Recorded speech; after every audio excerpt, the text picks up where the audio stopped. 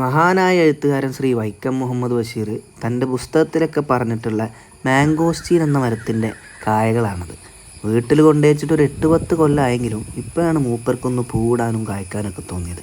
പൂക്കൾ കാണാൻ നല്ല റെഡ് കളറിൽ അടിപൊളിയാണ് കേട്ടോ. ചെടിയിലുണ്ടാകുന്ന കായകൾ ആദ്യം ഒരു ചെറിയ പച്ച കളറിലാണെങ്കിലും പഴുത്ത് കഴിഞ്ഞാൽ ഇതുപോലെ നല്ല വയലറ്റ് കളറിലായിരിക്കും ഉണ്ടാവുക. ഇതിൻ്റെ കായക്കാണെങ്കിൽ നല്ല കട്ടിയുള്ള ലെതറി കോട്ടിങ് ഉള്ളതുകൊണ്ട് തന്നെ വേറെ കിളികളോ മൃഗങ്ങളോ ഒന്നും ഇതിനെ എടുത്തുകൊണ്ടുപോകാനോ എടുത്ത് കഴിക്കാനോ ഒന്നും ചാൻസ് ഇല്ല. മാർക്കറ്റിൽ കിലോഗ്രാമിന് 200 to 300 രൂപയൊക്കെ വില വരുന്ന ഈ കായ അൺബോക്സ് ചെയ്ത് കഴിഞ്ഞാൽ അതിൻ്റെ ഉള്ളിൽ ഇത്രയും മനോഹരമായിട്ടുള്ള അവസ്ഥയാണെന്ന് ഞാനിപ്പോഴാട്ടോ അറിയുന്നത്.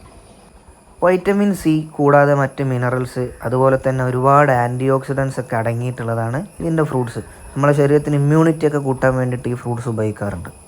എന്ത് ടേസ്റ്റാ? എന്ത് ടേസ്റ്റാ?